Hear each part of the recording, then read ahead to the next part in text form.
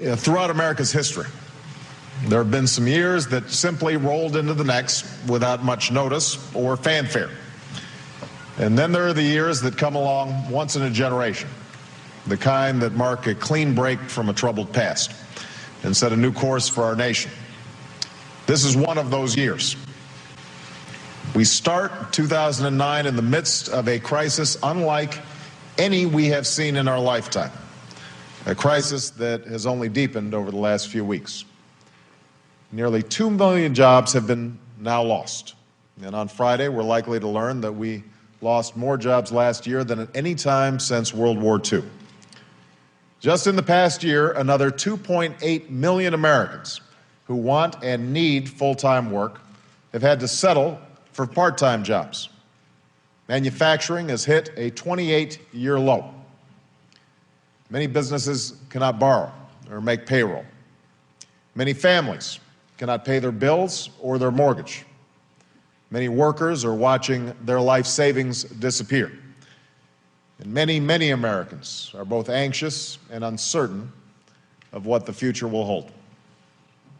Now, I don't believe it's too late to change course, but it will be if we don't take dramatic action as soon as possible. If nothing is done, this recession could linger for years. The unemployment rate could reach double digits.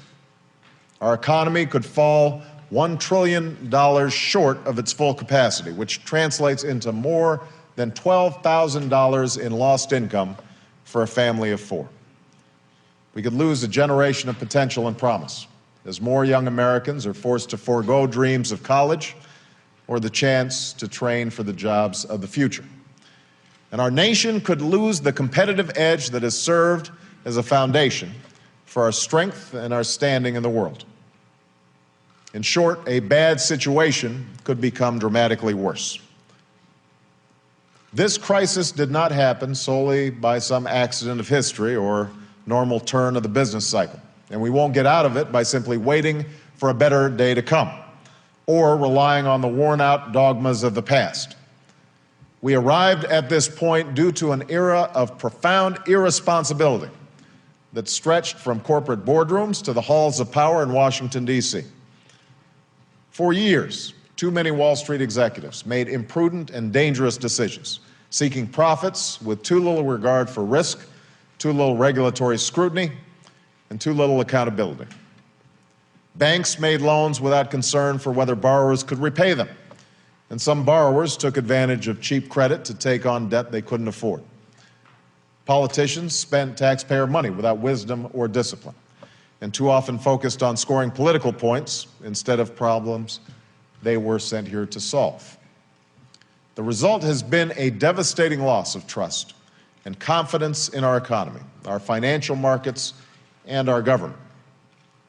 Now, the very fact that this crisis is largely of our own making means that it's not beyond our ability to solve. Our problems are rooted in past mistakes, not our capacity for future greatness. It will take time, perhaps many years, but we can rebuild that lost trust and confidence. We can restore opportunity and prosperity. We should never forget that our workers are still more productive than any on earth. Our universities are still the envy of the world. We are still home to the most brilliant minds, the most creative entrepreneurs, and the most advanced technology and innovation that history has ever known. And we are still the nation that has overcome great fears and improbable odds. If we act with the urgency and seriousness that this moment requires, I know that we can do it again. And that is why I have moved quickly to work with my economic team and leaders of both parties on an American recovery and reinvestment plan that will immediately jumpstart job creation and long-term growth. It's a plan that represents not just new policy, but a whole new approach to meeting our most urgent challenges. For if we hope to end this crisis, we must end the culture of anything goes that helped create it. And this change must begin in Washington. It's time to trade old habits for a new spirit of responsibility. It's time to finally change the ways of Washington so that we can set a new and better course for America. there is no doubt that the cost of this plan will be considerable. It will certainly add to the budget deficit in the short term. But equally certain are the consequences of doing too little or nothing at all. For that will lead to an even greater deficit of jobs, incomes, and confidence in our economy. It is true that we cannot depend on government alone to create jobs or long-term growth. But at this particular moment, only government can provide the short-term boost necessary to lift us from a recession this deep and severe.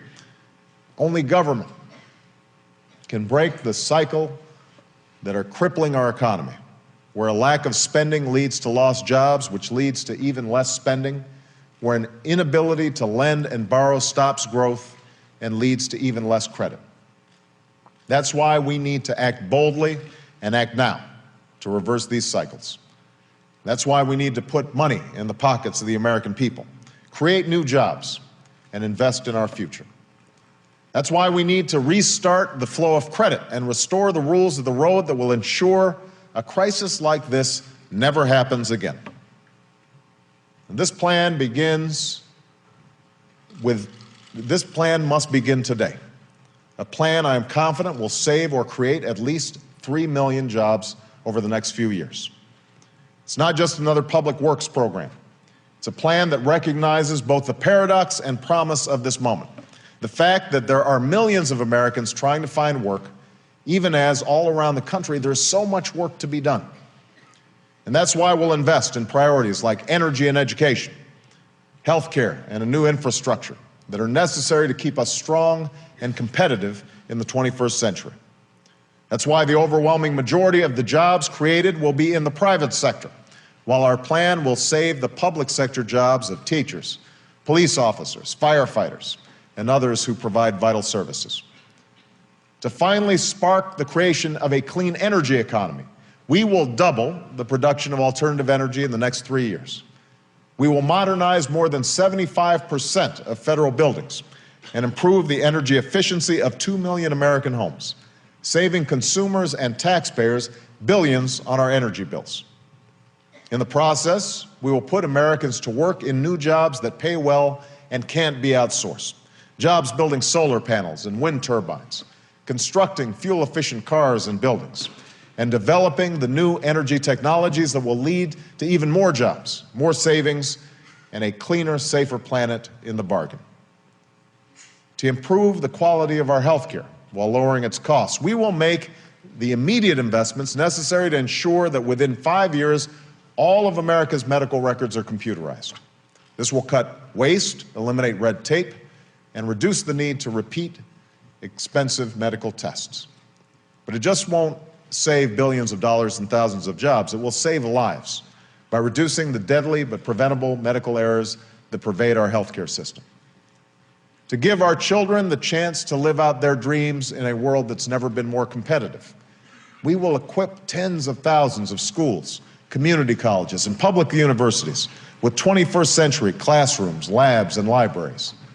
We'll provide new computers, new technology, and new training for teachers so that students in Chicago and Boston can compete with children in Beijing for the high-tech, high-wage jobs of the future. To build an economy that can lead this future, we will begin to rebuild America. Yes, we'll put people to work repairing crumbling roads, bridges, and schools by eliminating the backlog of well-planned, worthy, and needed infrastructure projects. But we'll also do more to retrofit America for a global economy.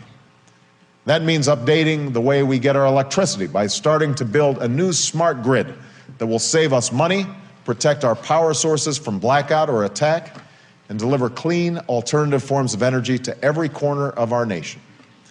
It means expanding broadband lines across America so that a small business in a rural town can connect and compete with their counterparts anywhere in the world. It means investing in the science, research, and technology that will lead to new medical breakthroughs, new discoveries, and entire new industries. And finally, this recovery and reinvestment plan will provide immediate relief to states, workers, and families who are bearing the brunt of this recession. To get people spending again, 95% of working families will receive a $1,000 tax cut. The first stage of a middle-class tax cut that I promised during the campaign and will include in our next budget. To help Americans who have lost their jobs and can't find new ones, we'll continue the bipartisan extension of unemployment insurance and health care coverage to help them through this crisis.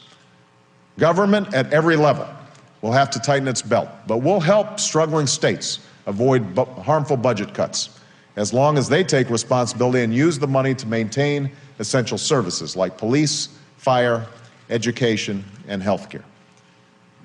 Now, I understand that some might be skeptical of this plan. Our government has already spent a good deal of money, but we haven't yet seen that translate into more jobs or higher incomes or renewed confidence in our economy. And that's why the American Recovery and Reinvestment Plan won't just throw money at our problems. We'll invest in what works. The true test of policies we'll pursue won't be whether they're Democratic or Republican ideas, whether they're conservative or liberal ideas, but whether they create jobs, grow our economy, and put the American dream within the reach of the American people.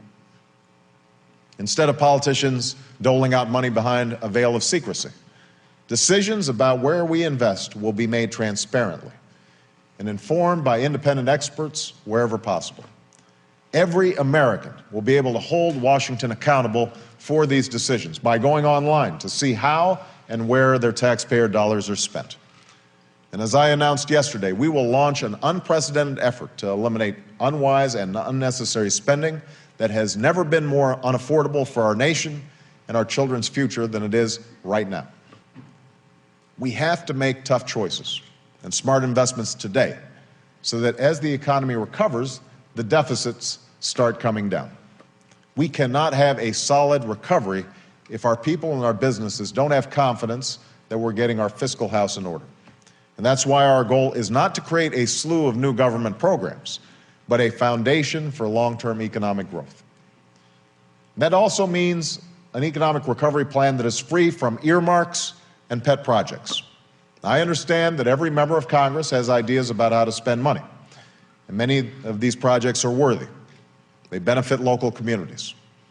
But this emergency legislation must not be the vehicle for those aspirations. This must be a time when leaders in both parties put the urgent needs of our nation above our own narrow interests. Now, this recovery plan alone will not solve all the problems that led us into this crisis. We must also work with the same sense of urgency to stabilize and repair the financial system we all depend on. That means using our full arsenal of tools to get credit flowing again to families and businesses while restoring confidence in our markets. It means launching a sweeping effort to address the foreclosure crisis so that we can keep responsible families in their homes. It means preventing the catastrophic failure of financial institutions whose collapse could endanger the entire economy, but only with maximum protections for taxpayers and a clear understanding that government support for any company is an extraordinary action that must come with significant restrictions on the firms that receive support.